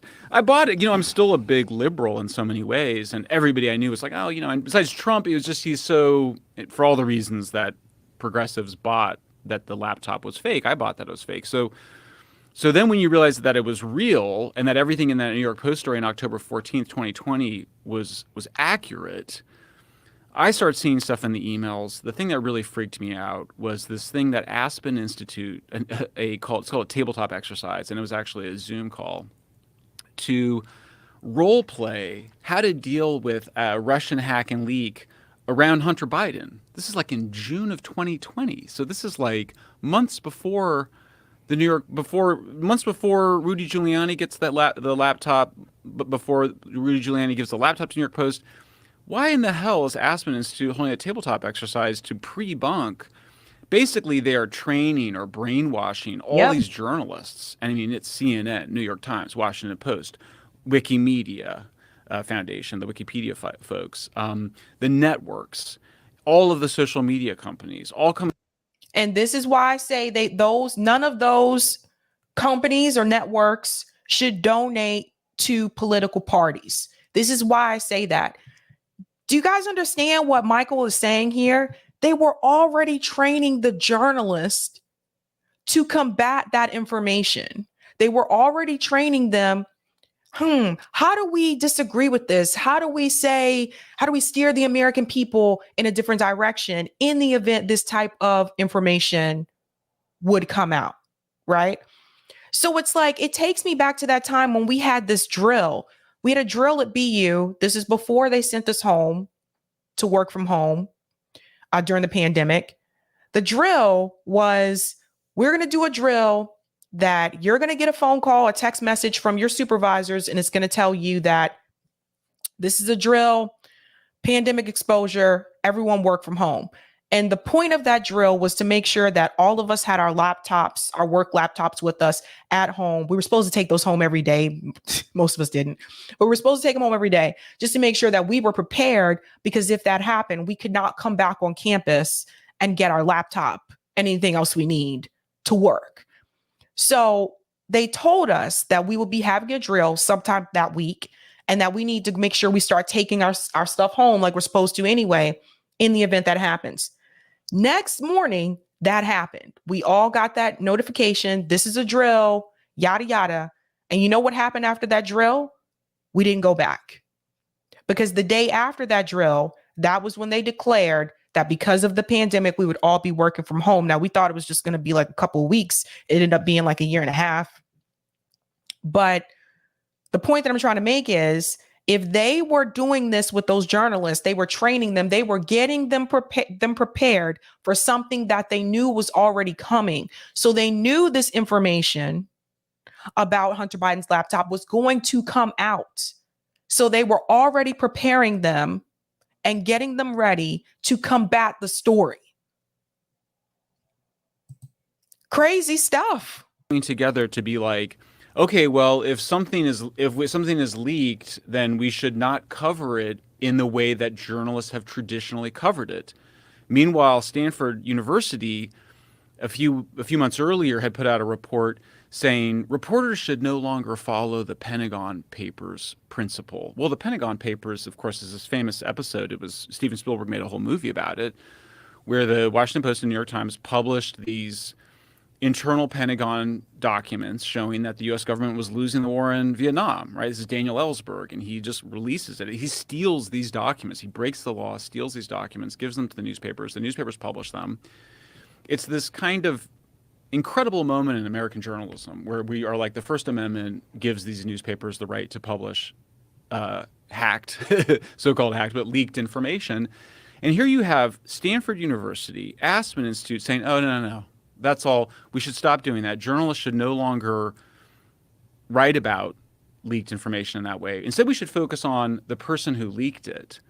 So it really sent chills up my spine. It was the creepiest thing I'd ever seen. And this is, of course, you got to remember, Aspen Institute is funded by the U.S. government. Yeah. Stanford's funded by the U.S. government. So this is, people go, oh, well, you're just, one of the responses we've got is they go, oh, you're just talking about, content moderation by private companies. No, we're talking about U.S. government funded organizations. You can't, if the U.S. government is censoring information, that's obviously a violation of the First Amendment. But if the U.S. government is funding somebody else to censor information, that's also a violation of the First Amendment. You can't. That's right. Let's talk about this for a second. When he mentions don't focus on the information that was leaked, focus on the person.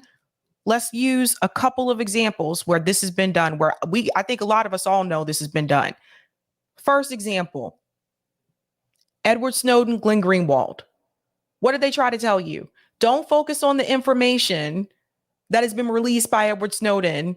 Focus on Glenn Greenwald. How dare he release that information, right?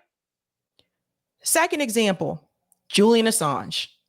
Don't focus on the information that Julian Assange has revealed about the U.S. government, the U.S. military, killing civilians, knowingly killing civilians. Don't focus on that information. Just focus on Julian Assange and how he's a traitor and a terrible person. And I'll give you a third example where they've done this as well. This also includes Glenn Greenwald. I'm sorry. The Hunter Biden laptop story. Remember, it was Glenn Greenwald who wanted to publish that story through The Intercept. And The Intercept said, no, you cannot publish that story. That's why Glenn Greenwald left The Intercept. The board members of The Intercept, they were not focused so much on, let's see what the story is really about. Instead of focusing on the information that was in front of them, they were more focused on protecting Joe Biden. So they let Glenn Greenwald walk. Now, Glenn Greenwald seems to be doing okay. Don't you think so? Since he left The Intercept, he seems to be doing fine. Intercept, not so much. Not so much, though. Kind of ruined their credibility there. And indirectly, it's still a violation if you're funding somebody to demand censorship. So that was quite a steeplechase. But there's a lot here. I mean, it's a lot of people, a lot of institutions, a lot to unpack, and that was part of the reason I wanted to reach out and be like, I need a Joe Rogan session to just kind of go through it all. Yeah, well, I'm very happy to provide that. Here's the question. Obviously the laptop would harm the Hunter Biden laptop would harm Joe Biden, obviously. Right. And if that story got out, who knows how many people would have voted the other way. Is this a direct result of the things that Trump said when he was in office that went against the intelligence community? Like, how did they decide? I would always assume that, the so-called deep state is essentially bipartisan, that they wouldn't necessarily side with the Democrats or the Republicans. They're really, they're just in charge of, they're supposed to be gathering information to protect the country. So how did they decide specifically to either stop information or propagate misinformation that would aid Joe Biden? Yeah. And this was a joint effort. This isn't just something I think that was done by Democrats. I think this was also done by some Republicans too. I think there was bipartisanship involved on this, because the thing is that it's not so much that the Republican Party was just like, oh, we don't agree with what Trump's saying. It wasn't so much that. It was more so the fact that he was saying the quiet part out loud. He had no filter. Okay. I think we all know people who are like that. We've met them at least once in our lives where we just know they have no filter. We may be thinking what they're saying, but we know not to say it. And I think for them, Donald Trump was kind of like an embarrassment in that sense. It's like, listen, don't tell them what we're really thinking. And he did that. He did not care. Remember, he wasn't really a politician. He was a businessman who became president. So it was almost like he didn't really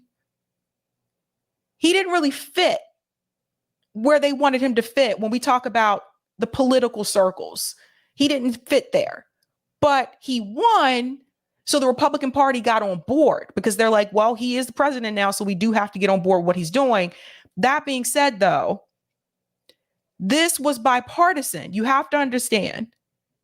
Bipartisan in the sense that there were other Republicans that did not want Trump to win again. So what do? People are going to do whatever they can, even though we knew Joe Biden was a bad choice. Come on now. We knew Joe Biden was struggling during the debates. We knew that Joe Biden didn't know where he was some of the times when he was doing these press conferences. We knew, but they also knew that the chance was either Joe, Bernie Sanders, and Trump. And they would have rather had Donald Trump than have Bernie Sanders because at least Donald Trump is corporate. So that meant that they hated Trump so much.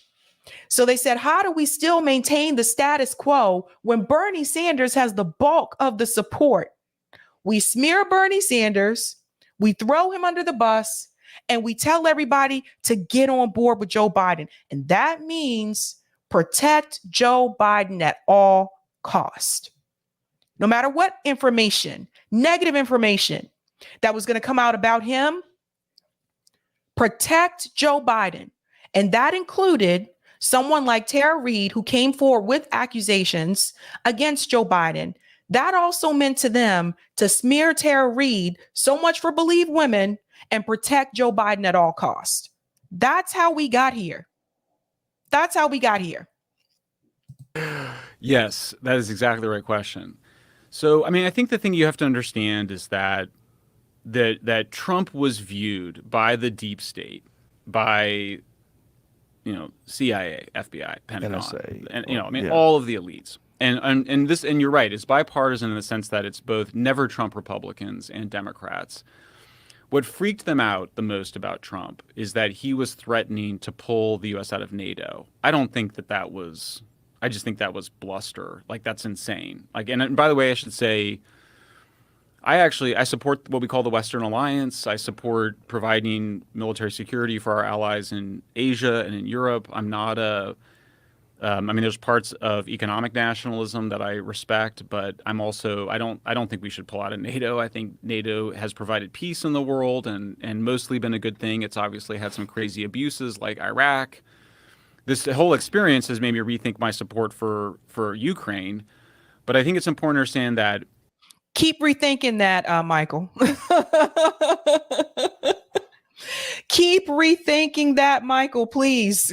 Trump terrified the deep state and the national security establishment. So did Brexit. There's a sense in which you had a guy on here named Peter Zion who wrote this book called, this really apocalyptic book about how the world is going to fall apart. And his whole argument, which I don't agree with, I think he's brilliant, but I think the argument's wrong. His whole argument is based on the idea that the United States is going to stop providing military security to our allies in Asia and Europe. It's all just based on this assumption that Trump is the beginning of the U.S. withdrawing from its traditional role since World War II. There's a bunch of people who obviously their ideology, their livelihoods, their identity, just their whole way of life is tied up with providing the United States providing this protection for Europe and Asia, and they viewed Trump as threatening that. I also think they just really hated the guy. They looked down on him. So this is where I disagree with him a little bit. I'm not sure about them feeling like Trump was a threat in reference to Asia, because I feel like Trump uses the same rhetoric, at least towards China, that Joe Biden does. Like, it seems like that is something that they do have in common, where neither one of them seem to like China. So I'm not so sure about that. But the point that I want to make here in reference to this particular segment is that, and if you want to see the full video, you can on Joe Rogan's channel. It's called How Intelligence Agencies Infiltrated Social Media Companies. Is that oftentimes, if we're paying attention, we can kind of figure out who they are. Like, for example, it's not just us on Twitter and Facebook and Instagram. There are also agents on there as well. They kind of make it a little obvious. Like, you're on there and like you're following like 5,000 people and you have one follower. You just joined yesterday. It's just things like this. I used to say the profiles that didn't have a face, actual profile face, I used to say they were suspect, but then I understand some people don't have their face on there because of their job. They don't think their employer would be too fond of that. So I totally understand. But these mofos stand out, okay? They kind of remind me of the ALE guys that used to come to frat parties when I was an undergrad. The ALE guys, alcohol law enforcement, they would come to frat parties to try to bust college students for underage drinking. And let's be real, it happened often. But the thing is like, they were not incognito.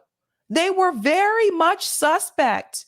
They would show up to the frat parties wearing like a dad shirt or wearing like mom jeans. They were not dressed like college students. And even when they would try to talk to you, they would come up to you and they'd say stuff like, "How's that beer you got there?" College students don't talk like that. They just don't. So they were very obvious. You know, they'd walk in, they looked like someone's dad. Like, we knew you weren't college students, right?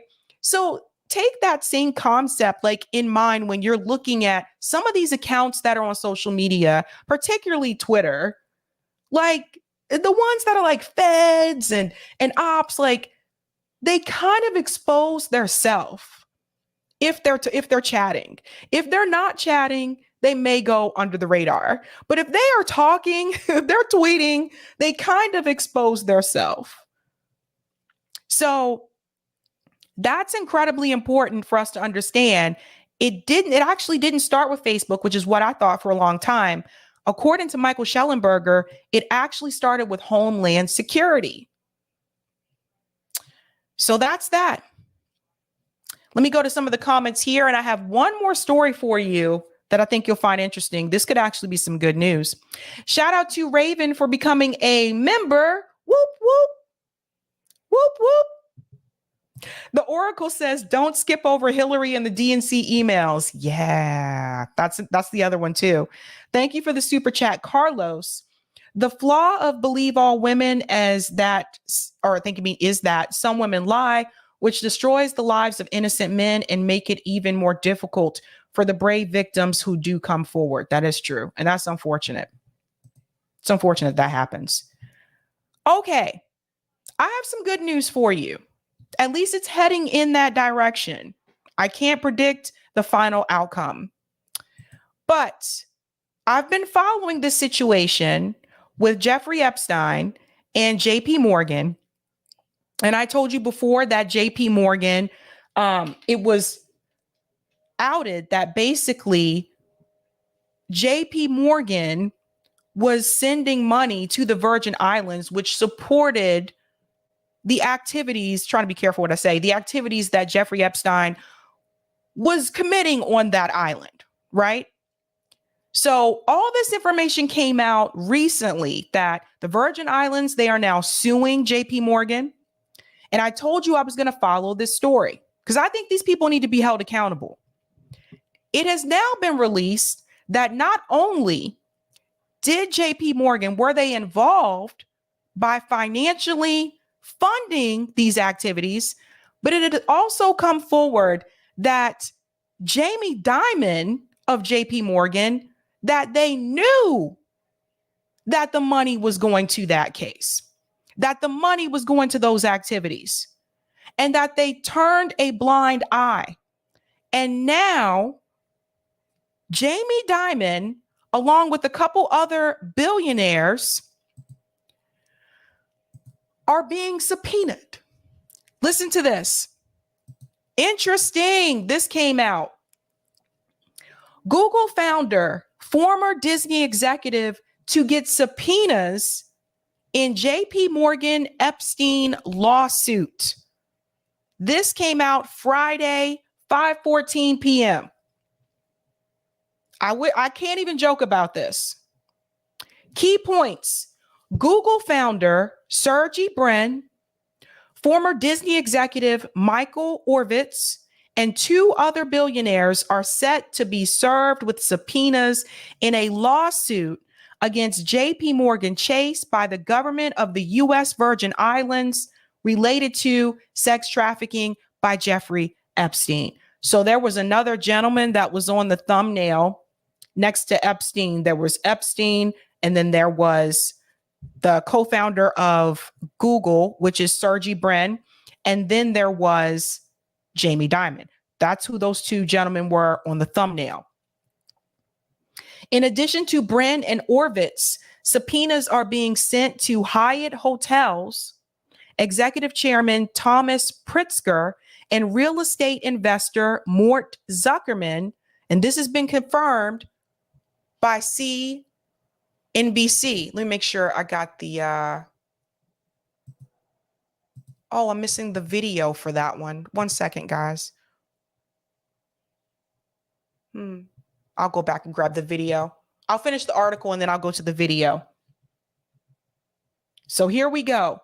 Google founder Sergey Brin, former Disney executive Michael Horowitz of Hyatt Hotels, executive chairman Thomas Pritzker, and fourth billionaire real estate investor Mort Zuckerman will be subpoenaed in a lawsuit against jpmorgan Chase by the government of the U.S. Virgin Islands related to trafficking by Jeffrey Epstein. The subpoenas were first reported Friday by the Wall Street Journal. A source familiar with the matter has confirmed. The subpoenas demand communications and documents related to the bank and Epstein. News of the subpoenas come 3 days after it was reported that JPMorgan CEO Jamie Dimon will answer questions under oath in the lawsuit. So, yes, he actually has to take the stand under oath. Now, if he lies, that's perjury. And that's a criminal act. Let's go on. Which alleges that the bank ignored warning signs about Epstein for years and continued retaining him as a customer. This gentleman here, this is the co-founder of Google, FYI. Let's go on. Last week, the Virgin Islands, in a press release, noted that it alleges JPMorgan Chase could have prevented harm and trauma faced by the survivors of Jeffrey Epstein's heinous abuse. But instead, the bank chose to look the other way on these legal matters while continuing to use their banking relationship to grow their business with new clients introduced by Epstein. On March 20th, Judge Jed Rakoff ruled the suit against the bank as well as a similar one by women who say Epstein trafficked them can proceed toward trial. The plaintiffs claim that JPMorgan knowingly benefited from participating in Epstein's trafficking scheme, which transported women to his residence in the Virgin Islands so that he could abuse them. So, like I told you a couple of days ago, there was something in it for them. Let's go on.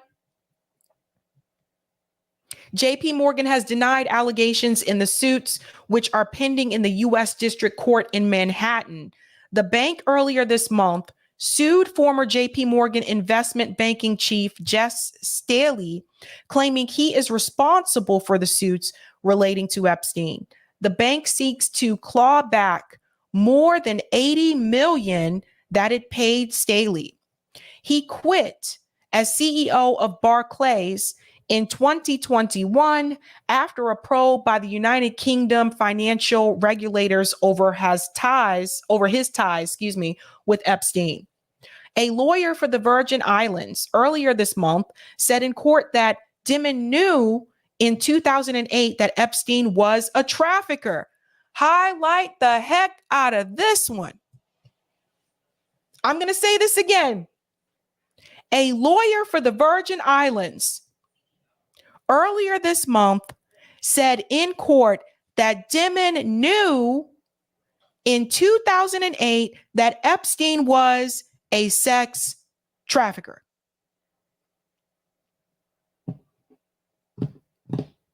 It's all coming out now.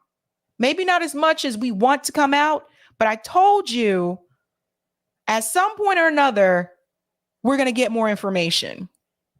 I agree, Sebastian. This is absolutely gross. I know. Yeah. I don't know. I told you I was going to keep following this story because, by the way, if you search for this on YouTube, this particular story, I only found one video that came up. Let's go on. That was the year that Epstein first was hit with crime charges in the state court in Florida. Let's go on. If Staley is a rogue employee, why isn't Jamie Dimon? That's the attorney Mimi Lou said at the hearing. Staley knew, Dimon knew, JPMorgan Chase knew. A JPMorgan lawyer said at the time that the bank disputed those claims. In a particular, the point about Jamie Dimon having any specific knowledge. A bank spokeswoman said, Jamie Dimon has no recollection of reviewing the Epstein accounts. Of course he doesn't. JP Morgan only ended its customer relationship with Epstein in 2013. So again, he knew going back to 2008. Epstein, a former friend of Donald Trump, Bill Clinton, and Britain's Prince Andrew, was arrested on federal trafficking charges in July 2019. He killed himself a month later in Manhattan jail cell after being denied bail. Now, I have a clip that I want to show you as well, because I like to try to get an article and I like to try to get a clip. And what I noticed when I searched on YouTube looking for a clip in reference to this particular update, I only found one. And that tells me not many people are talking about this. That's what it tells me. So let's get into it. Listen to this. We have a news alert related to the civil suit against JP Morgan and its relationship with Jeffrey Epstein. Eamon Jabbers has the details. Eamon. Oh, Eric, I need a volume booster for this one. Not many people talking about this, guys. Morgan, the Wall Street Journal has just posted a significant story here about new developments in this case. The Wall Street Journal is reporting within the past couple of moments here that the U.S. Virgin Islands has issued subpoenas this week to Sergey Brin, Thomas Pritzker, Mortimer Zuckerman, and Michael Ovitz to gather information for its civil lawsuit against JP Morgan Chase and Company over the bank's relationship with Jeffrey Epstein. The Wall Street Journal here is citing people familiar with the matter. I can tell you, Morgan, I just hung up the phone a couple of minutes ago with a source familiar with the situation who confirmed to me that those four individuals will be receiving subpoenas. One of the questions in all this is whether those subpoenas have been delivered already or whether they're still pending. Not exactly clear where we are in that process, but that those four individuals will be receiving subpoenas in this case.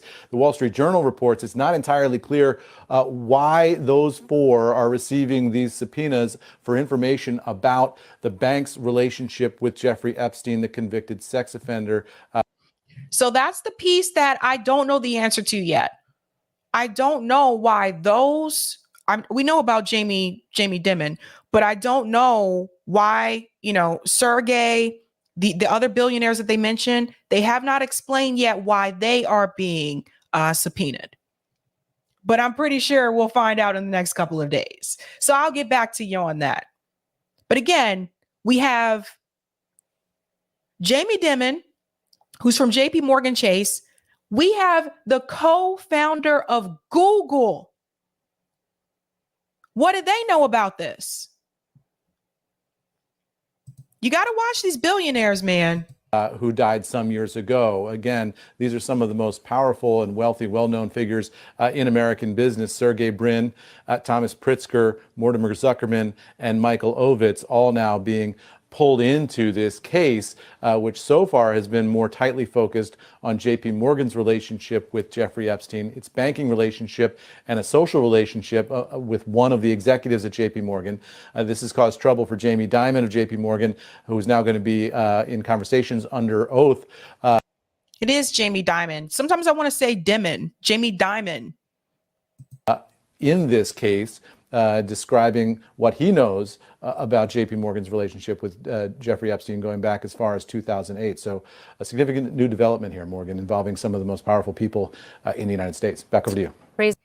Very powerful people. These are, forget the millionaires, these are billionaires. Now, don't get me wrong, they're going to be lawyered up. They're going to have the best attorneys possible. But the fact that they're making Jamie Dimon testify under oath, get the popcorn, get your tea, get your hot chocolate, whatever it is that you like to partake in when you see this kind of stuff. Because I'm telling you guys, I told you when this information first came out about the Virgin Islands that I was going to continue to follow the story, and we're going to keep following it. This video is the only video that I found on YouTube that even mentions this update.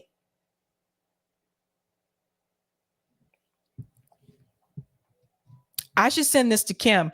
Kim has talked about Jeffrey Epstein. She's covered it pretty extensively. But mainstream media haven't been able to find it.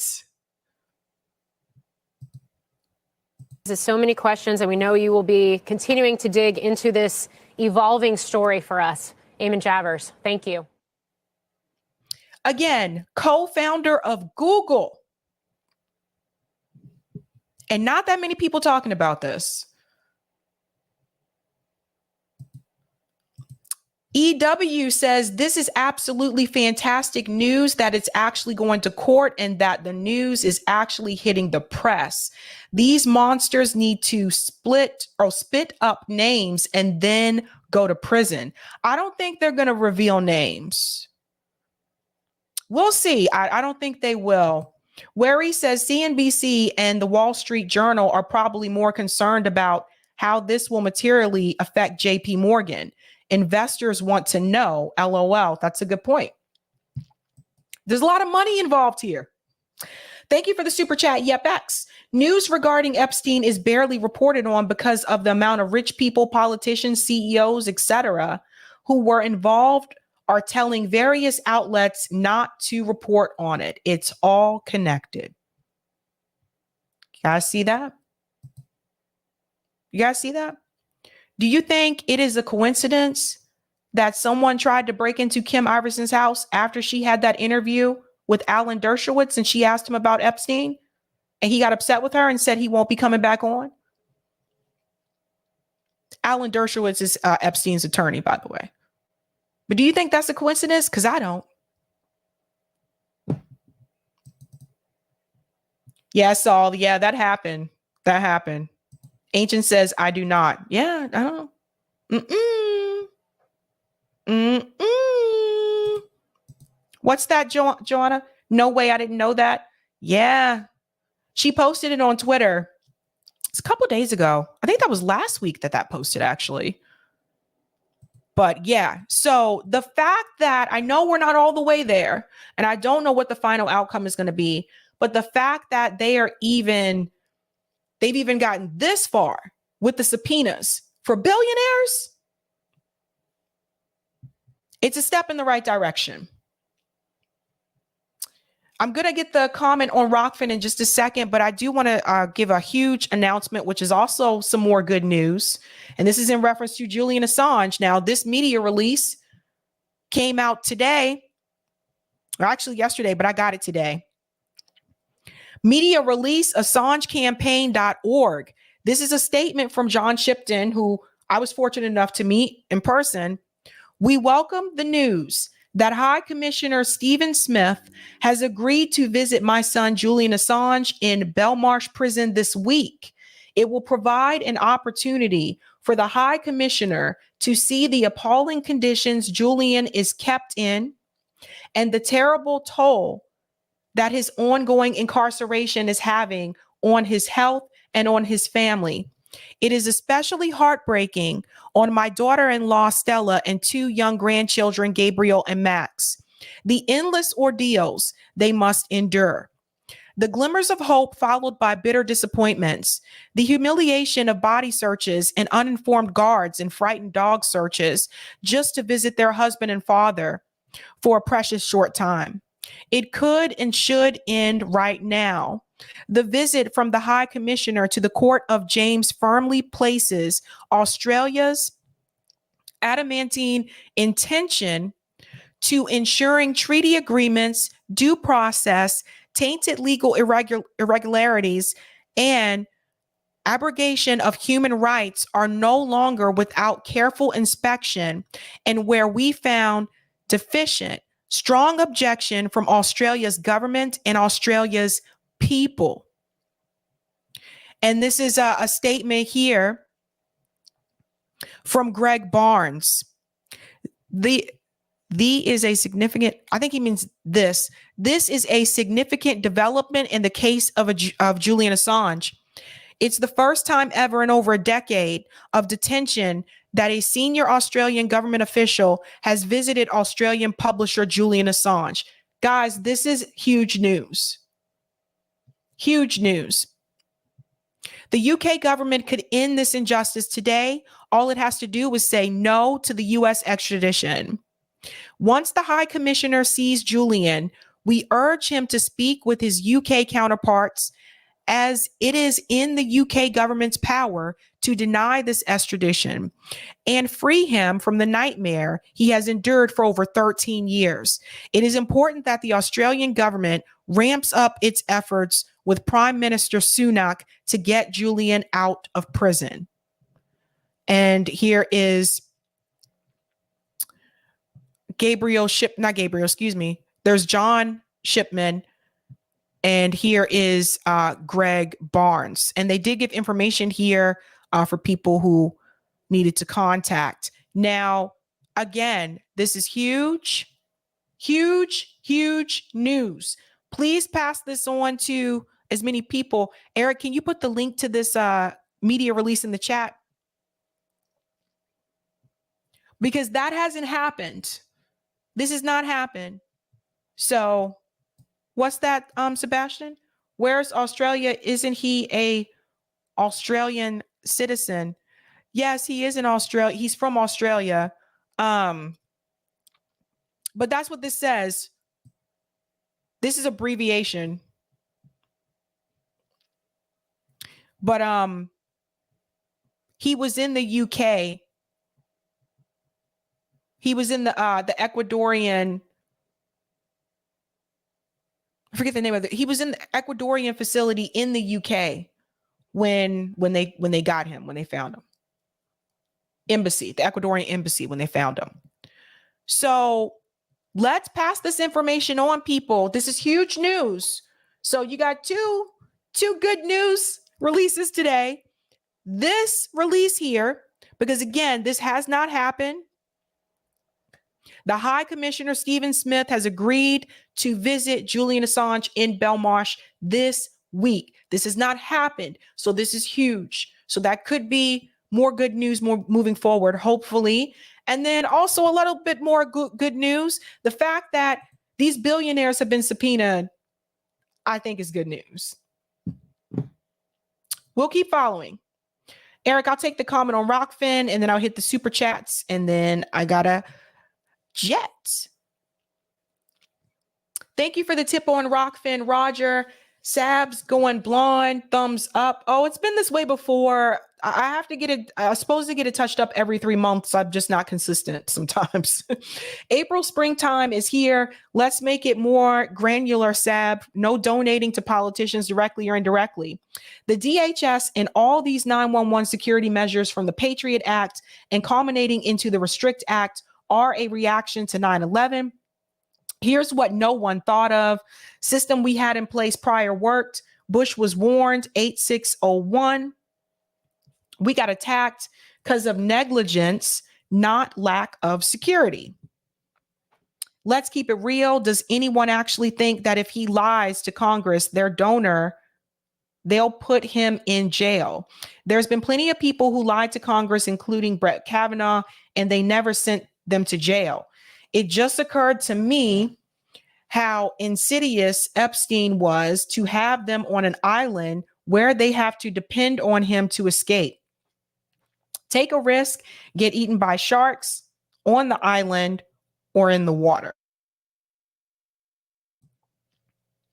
Well, I get where you're coming from, Roger, but it is a step in the right direction.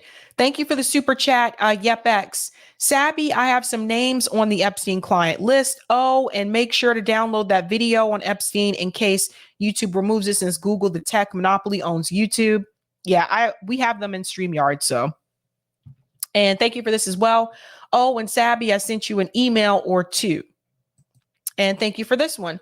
Assange deserves a global apology and reparations. Phew. What an interesting day. All right, guys, if you haven't had a chance to do so, go ahead and hit that like button. That helps me out with the algo. And I actually am going to head out. I have a meeting I need to go to, and I need to be at that meeting like now. So other than that, guys, you know how we do this. I am off tomorrow. I'll be back Tuesday evening, and Do Dissidents will be here. So see you guys then. Have a good night. Keep up the fight.